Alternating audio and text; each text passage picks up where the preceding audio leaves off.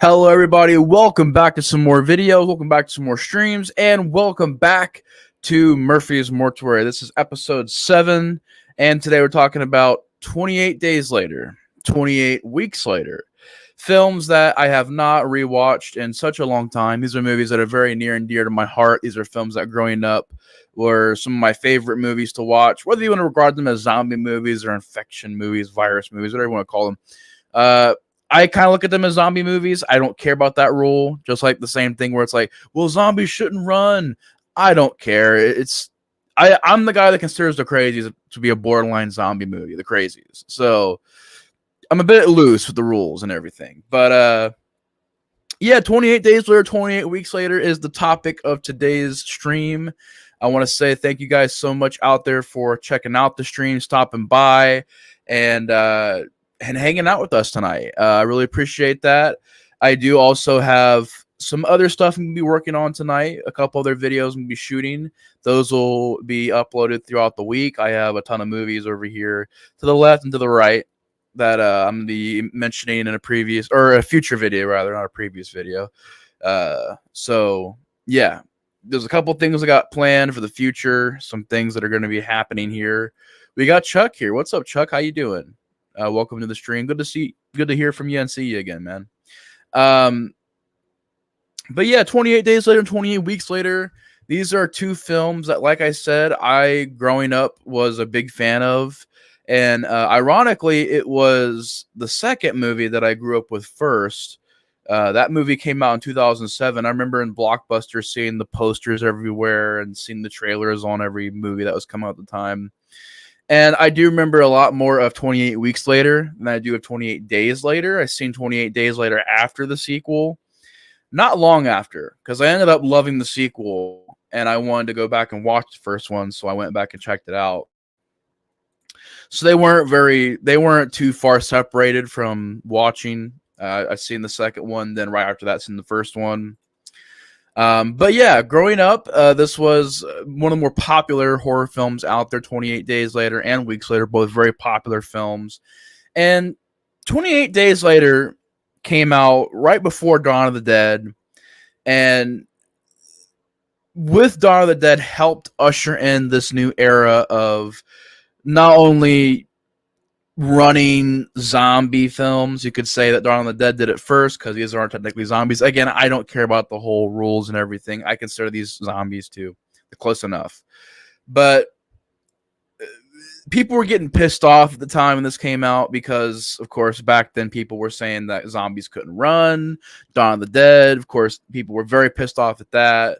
Then you had stuff like Wreck and Quarantine, which you could argue aren't zombies either.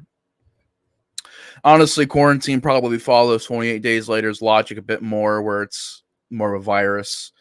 But 28 Days Later, this was a film that was kind of a low-budget movie. I'm pretty sure it was. It was shot on video. And it looks like it was digital, but also video. It has a bit of a grainy look to it. So it has a really interesting look to it. Came out in 2002. Directed by Danny Boyle and written by Alex Garland. Of course, starring Cillian Murphy, Naomi Harris. And the thing with this movie is, like I said, it was a very, very big deal back when it came out.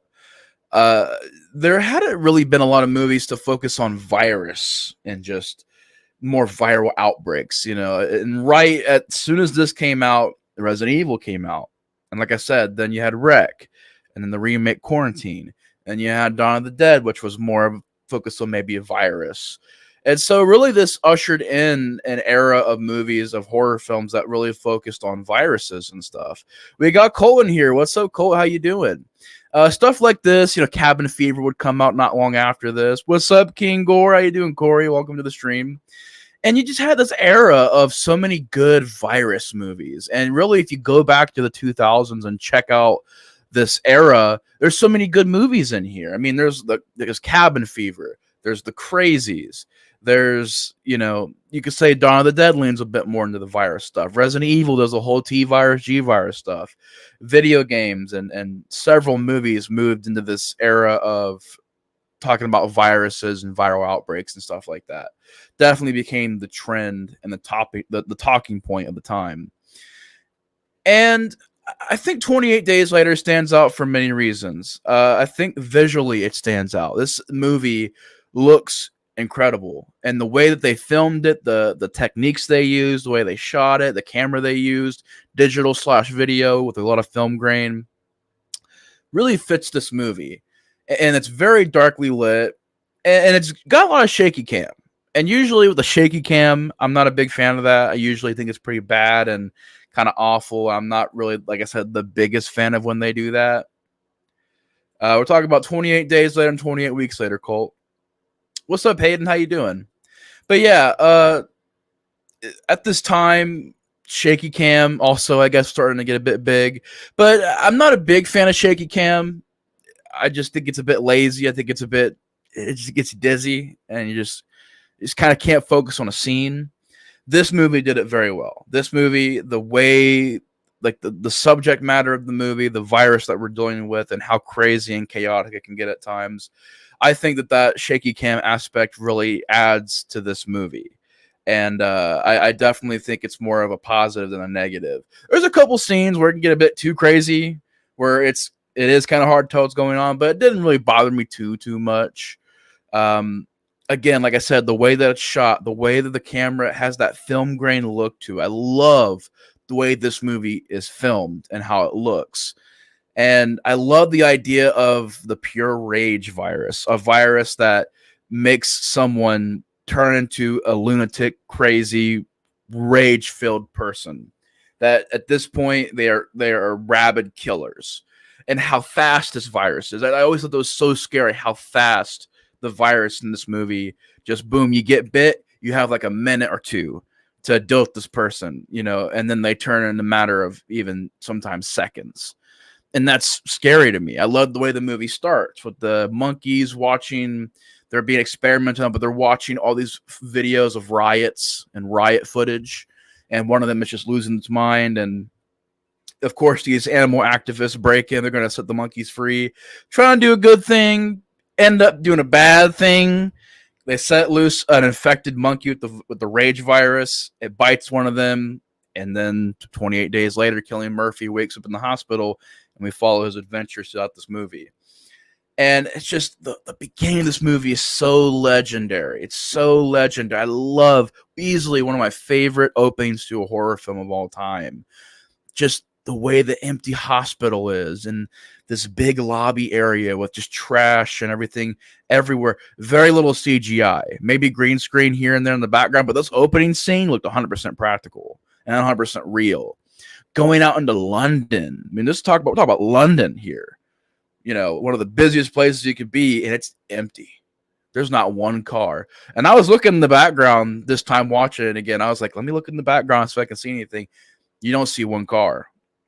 At least I didn't see one car. Maybe you guys did. I didn't see one car. I didn't see nothing. So the fact that they got London to look dead empty, and there's cars tipped over, and there's fires started, and there's trash everywhere. There's missing persons posters everywhere. You have a cool little music montage of him going through and looking through all the pictures and all the papers. And Cillian Murphy sells that. Cillian Murphy, of course, last year got the big breakout role. I wouldn't say a breakout role because he's been a lead before. He's been in many movies, but he's got that big moment to shine, rather, where he got a movie where he was the lead. Oppenheimer. He played Oppenheimer. It was his movie for 3 hours, and he freaking killed it, man.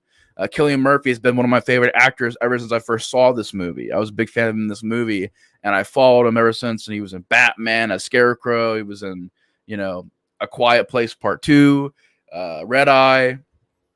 Big fan of Cillian Murphy. Great actor. One of my favorite actors. So Cillian Murphy's job of selling this apocalypse at the very beginning of the movie is excellent.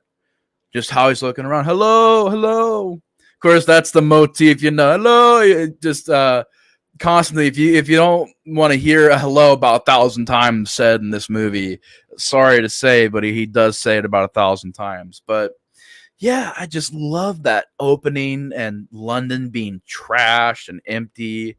Very, very effective. him going into the church and there being a mass suicide.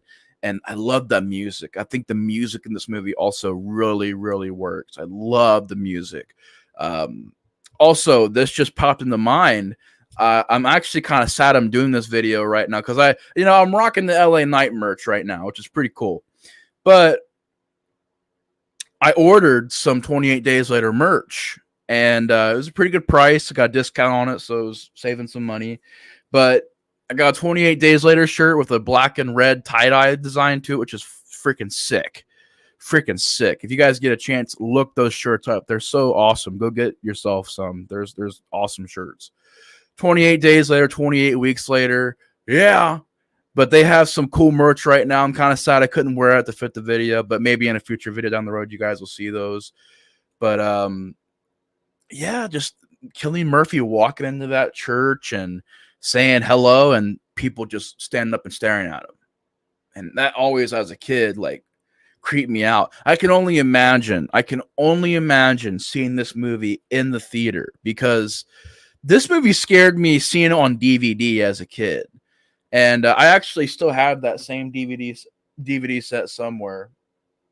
Or maybe I gave it to you, Cole. I can't remember if I gave it to you, because I'm pretty sure they're going to upgrade soon. So if they do upgrade soon, I'm going to pick that up. But I used to have this DVD set. Again, I think I might have given it to Colt to watch. But that was the DVD set I grew up with. I used to watch both movies utilizing that DVD set. And the opening always scared me. The opening 15, 20 minutes is like terrifying. And I like these sort of characters that with me along the way. I think Selena's a great character. Naomi Harris. There's just tons of side characters that you meet along the way. Brendan Gleeson. It's pretty cool meeting that character. Of course, I always recognize the evil sergeant character at the end of the movie from Doctor Who, because that was Doctor Who that I grew up with. So that's what I remember him from. I don't think he's Doctor Who for very long, but that's what I remember him from. So I always thought it was kind of funny. It's an evil Doctor Who in this movie. But it just sort of goes along. They meet these other characters, and they're going to go to this military zone where they think it's going to be safe. They're going to get evac'd out of there. The entire area of London is completely abandoned and completely it's been cleaned out. Nobody is there but the infected. And they just go through different parts of the town and seeing dead bodies everywhere and seeing trash everywhere. The tunnel sequence I really enjoyed, of them having to change a tire and these zombies are running at them in the dark. That's pretty scary. The sad scene of the father character, Brendan Gleeson's character, of him passing away in the movie. The character having the drop of blood go down in his eye.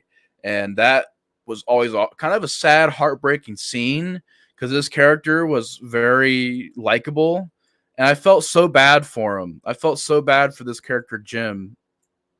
Or not Jim. Jim's Cillian Murphy. My bad. This character's name is Frank.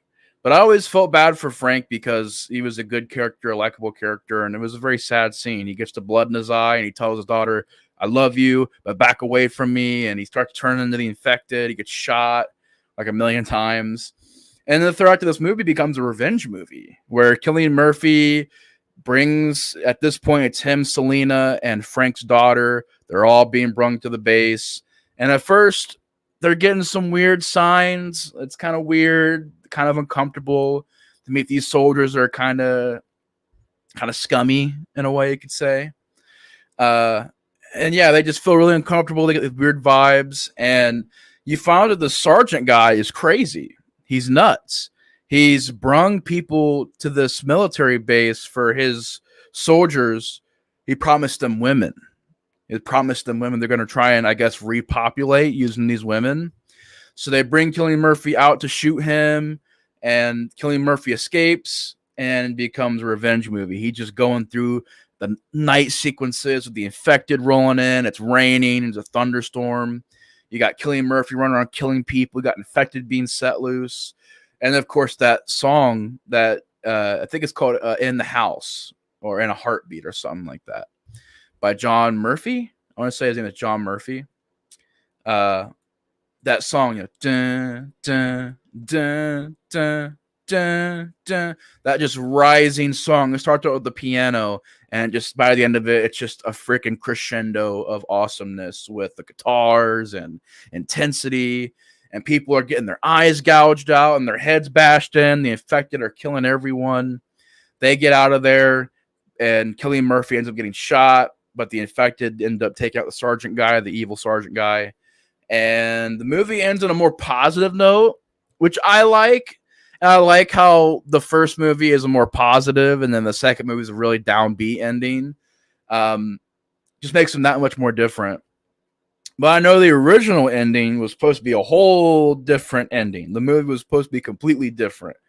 This movie was supposed to be just the ending where it's more of a, I guess, the character, Cillian Murphy's character, was going to sacrifice himself to save Frank's character for the blood transfusion, but they realized that wasn't going to work. The writers realized that's not going to work because we already established that one drop of blood from the infected will infect you. So they scrapped that and came up with this new ending. And then they had troubles at the very end of the movie because it was too negative, and people were at the test audience kind of freaking out, like, this is too much of a downbeat ending. So they went back, reshot the very ending, and made it to where they get out of there and they escape. People find them and whatever, they make it through the apocalypse, which is pretty cool. I like that. These characters are all likable, so I thought it was pretty cool seeing them get away from this situation and survive the movie. The daughter character, watching this again, she's okay. Hannah, she's okay. I don't think she's terrible, but kind of rough at times. But she's a likable character. I don't really have any other problems, though. Maybe a few shots of the CG, the background stuff can look a little aged. Like, my God, the windmill scene. If you guys have seen the movie, I'm talking about the windmill. It looks like they took a picture. Okay, so let's say they shot a windmill. They cropped it, put a road over it, and that's the windmill. Or there's one shot that really doesn't age well, where they're driving past a field full of flowers. Now, you think that'd be really cool looking. It literally looks like a painting. Like, take the real shot of the road, them driving, and down here is a painting. That's what it looks like, a painting. I guess it's a matte painting. No, it looks like a freaking oil canvas painting. I was like, what the fuck? That looks awful. But other than that, man, I love the idea of the rage virus. Such a cool, scary idea. Just the idea of them being the last people alive in this city of London, and the way the infected looked, spitting up blood, the blood red eyes. A badass look for the infected. Cillian Murphy is great. I think Naomi Harris is great. I think that Brendan Gleeson's great. The evil enemy sergeant guy was good. Overall, I give 28 Days Later a 4.5 out of 5. It's a solid ass movie that I really do want to see them make a sequel to. I mean, I know they made 28 Weeks Later, but that was a long time ago. That was 2007. I want to see them make a return at this movie. And apparently there is a trilogy being talked about. I don't know if it's confirmed or not so far, but there are rumors of a 28 Days Later trilogy coming out. Oh, dude, check it out, man. Bro, revisit that and Weeks, man. They're rewatching them. I'm like, man, these are damn good fucking movies. Damn good movies. And what I love about Weeks is 28 Days Later with a budget. Because this movie is great. It's got a decent budget, but you can tell it's a bit lower. They had to work with what they had to work with. But 28 Weeks Later is the sandbox movie. We got millions and millions of dollars. Let's just up this ante. Let's just fucking do it. Let's go for it. But yeah, 28 Days Later, I said 4.5 out of 5. Excellent movie. Kind of a movie that I wouldn't say got forgotten, but they haven't really brung it back and given it re-releases and celebrated it. And it was a big hit. Huge fucking hit this movie was. Big hit. Danny Boyle's career kicked off because of this movie. Cillian Murphy became a grade A actor because of this movie. It spawned a whole new genre, subgenre, spawned a whole new idea for films, having the whole viral outbreak, which you've had that before, but as far as horror movies go, more focus on viruses and parasites, and well, it's not really parasite, but like I said, viruses and spreading the viruses. It's just it definitely started that trend. So I think it's a very special movie. I want to see it get a 4K pack with this and the second movie. Why we haven't got a 4K pack yet of this, I don't know, but it should. I think it's because it's owned by Fox. So unfortunately, it's owned by Disney. So we'll see. Disney hardly ever does anything for these movies, and Fox didn't either. It was almost like Fox didn't want to own these movies. It was kind of a shame. I don't know why. Fox picked the rights to these movies. They did some DVDs and Blu-rays, and that was it. No re-releases that I'm aware of, and that was it. That's done deal right there. And I was like, always kind of with that. 28 Days Later, it's a big thing. It was a huge fucking franchise back in the day. But yeah, I'm going to go through the comments real quick, and then we'll get to When Days Turn to Weeks. 28 Weeks Later, the sequel. Yeah, I think I might have, man. I think I might have. Are they good? I think I've seen one of them when I was younger. Oh, excellent movies, Cole. Excellent. You'll love them. They're great. We watched The Batman on 4K today. It was awesome. Nice, Hayden. Good 4K pick there. The Batman looks excellent on 4K. Good pick there. We got That Sounds Bad. Yeah. I'm thinking you're referring to when I'm talking about the special effects. Yeah, that is pretty. Yeah, some of those effects are pretty aged. They're going to drop 28 years later in 2030, 28 years or 28 days. That would be crazy. Oh, Lord, I'll be 30 in 2030. Yeah, I will be too, unfortunately. What's up, Kelly? How you doing? What's up? Welcome to the stream. I just wrapped up my thoughts on 28 Days Later. Over, like I said, very good movie, very great beginning movie. And most would say that it would not be able to get followed up. However, I disagree. 28 weeks later. We got 28 weeks later in 2007. Gets a 6.9 on IMDb. This time was directed by Juan Carlos Frenzendella. I'm really sorry. I do not know how to say this guy's name. I'm not really sure what else he's made. I'm going to actually check real quick and see what other movies he's made. He's got 2 upcoming projects. But he's made some shorts, TV movies. Intruders. He made Intruders. Okay. I heard about that one. Yeah, a lot of TV stuff. He didn't really do a whole lot after this. The only other movie I'm seeing here is Intruders, which I did hear that it was a pretty decent movie, pretty good one. But 28 weeks later, big follow-up to the first one. This is the one that I remember growing up with. This is the one that I remember going to Blockbuster and that picture of the red lighting with the mask, 28 weeks later logo on the mask. Remember seeing that in Blockbuster for the longest time and them hyping it up. Same with Rob Zombie's Halloween. That was the same year as Rob Zombie's Halloween. And I remember, what's up, Grande? How you doing? Yeah, I did hear that Intruders was pretty decent. So this guy's got a couple decent movies under his belt.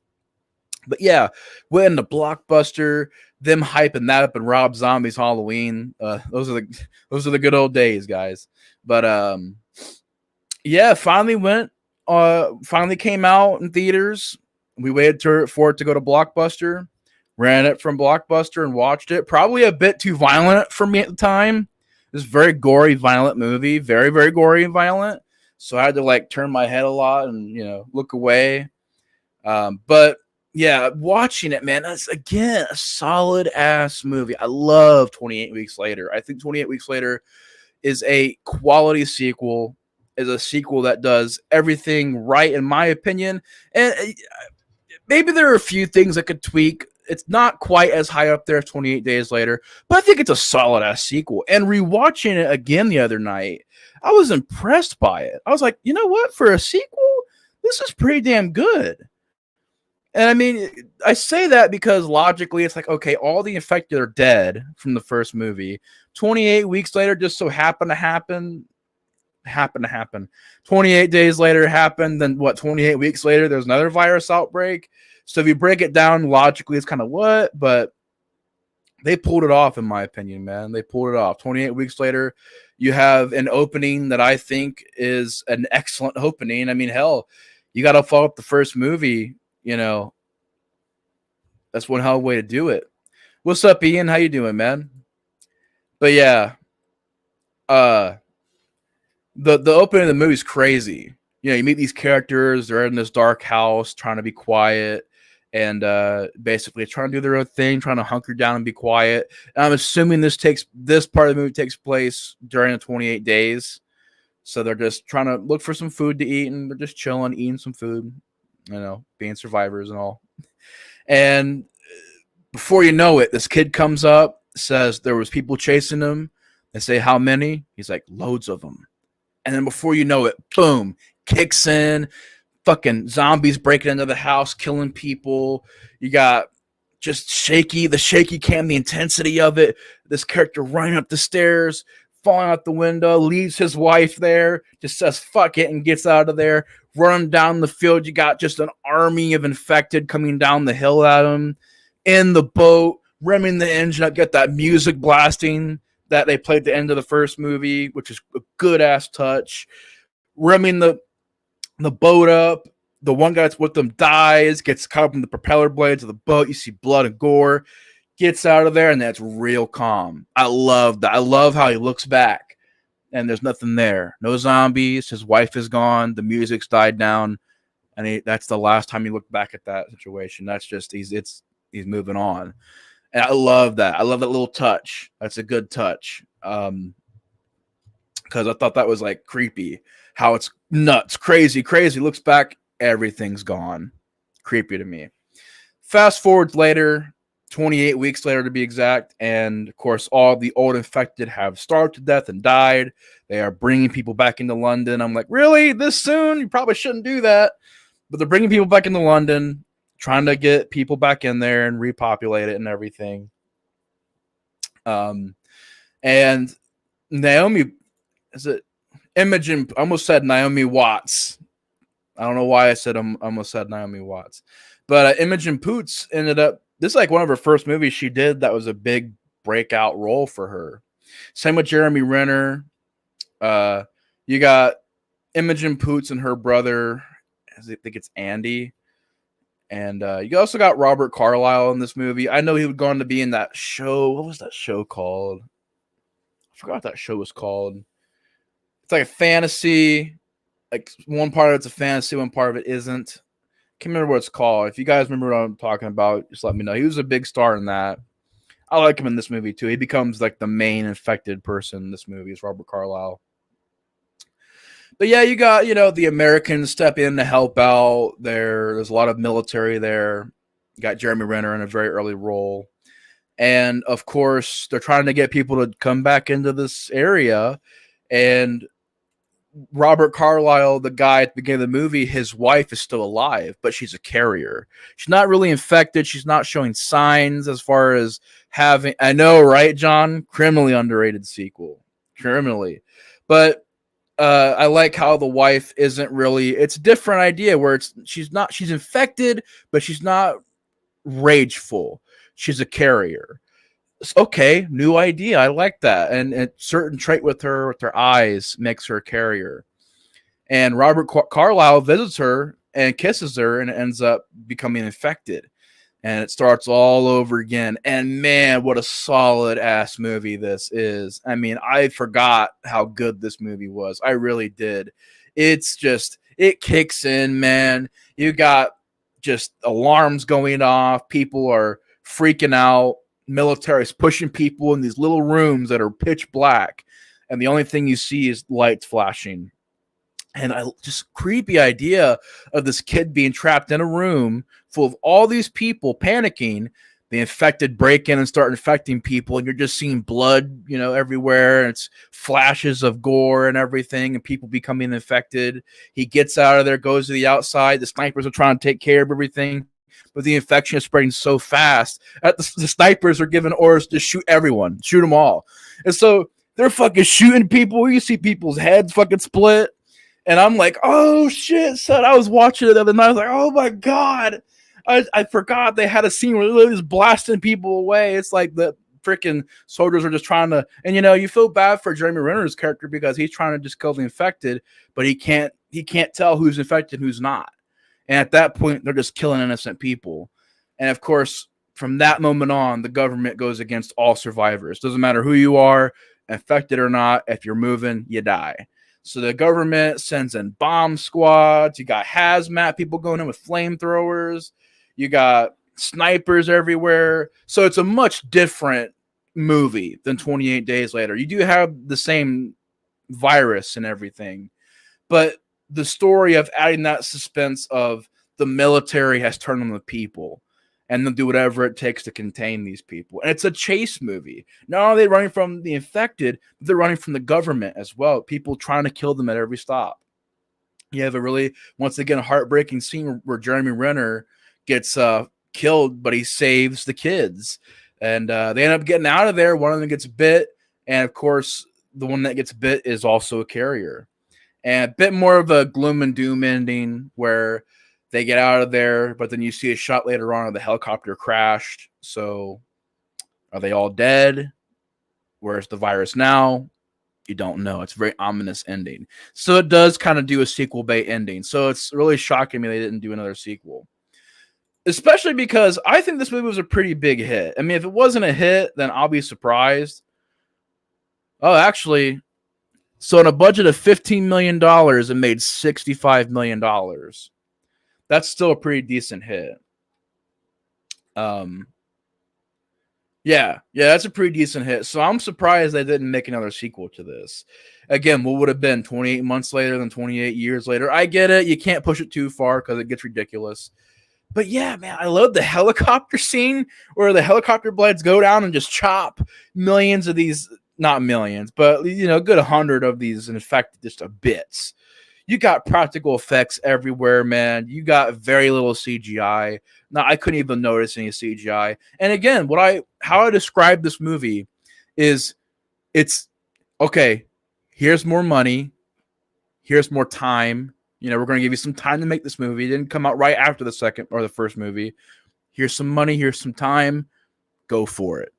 And it's a bumped up version of the original. I don't know if it quite reaches the same character levels and story levels of the first movie, but as far as everything else, it is bumped up. Twice as much infected. Robert Carlyle's great as the sort of lead infected guy. Creepy ass look to his character. Creepy. I know it sounds nuts, but I always thought he looked like a rat. I saw him about look like a rabid rat in his face. When he gets the red eyes and just that grin he gets, it looks like a rabid rat. I don't know, just a creepy look to him. But yeah, him popping up and disappearing. They'll see him out of the corner of their eye and he'll disappear. Creepy idea. I like that. The inside of the room with the alarm going off and it being pitch black and you're hearing people die left and right. The sniper scene is like, holy fuck. The flamethrower scene is crazy. The night vision tunnel sequence is crazy. The ending is a bit gloomy, but it kind of makes it different than the first movie. It's a bit more of a downbeat ending. Imogen Poots is okay. Her brother character is okay. They're more of the leads. They're okay. They're not terrible. They're not great. I didn't love them. Didn't hate them. They're serviceable. They did a pretty decent job. I don't know if they compare to Cillian Murphy or Naomi Harris or any of those characters. So that's the thing. They kind of had to follow up that cast. So I'm not sure if I like the cast as much as the original. But yeah, great follow-up, man. Wonderful follow-up. I love some of the new concepts and the idea of the infection restarting again. And not only are they doing the infected, but they're dealing with the government as well. Although there is a bit of a weird thing with this movie. Because at the very start of it, they're killing a lot of people. And there's not a whole lot of people left in London right now. They just started putting people back into London. So they not only do they shoot a lot of people, they drop fucking bombs everywhere. But they never explain how the infected survive all that. Because it ain't like there's not even as many infected as there was in the first movie. So I'm over here like, wait a minute. So you shot all those people, you bombed the streets, they're still infected. And there's a part where the infected find the base that they have set up with the military, and they go in, they kill everybody in there. How'd that happen? How is there that many infected people? I don't know. The infected seem to just kind of pop up in this movie. You think about it, you're like, wait a minute, you were bombed? These people were all shot? How is there infected still? Kind of interesting thing there. Only on the Mortuary. No, I'm not going to take that's John's thing. John's a freaking legend, man. But yeah, 28 weeks later, I'm going to give it a 4 out of 5. Again, not that 4.5 spot, but I love 28 weeks later. I think it's great. Wonderful sequel. And we'll get to the chat here, and then we will go ahead and we will wrap up this stream. It's been kind of a quick stream here, but that's pretty much my thoughts on 28 Days Later movies. Oh, those days. Don't look or your mom or dad would cover your eyes. Yep. Yep. Yep. I went to go see the Friday the 13th remake in the theater. I was very young, and I spent the whole time in the theater like this. My dad and mom just, yeah, that's all it was. I went to go see Rob Zombie's Halloween 2 in the theater. The same thing. It was just this. Over the eyes and, hands over the ears because there was too much cussing. 28 weeks later, those dudes were savage. Yeah. This is what everyone thought our virus would lead to. Yeah, I know. A lot of people were saying 28 days later. I totally agree, man. Got to rewatch them because I might be confusing the two. They're great movies. Totally should have done 28 years later. I really am surprised that they haven't done that yet. But there is rumors that there's a trilogy being made. So I don't know what that means. I don't know if it's 28 years later, parts 1, 2, and 3 or what. But yeah, it would work. And apparently, again, the rumor is that Danny Boyle and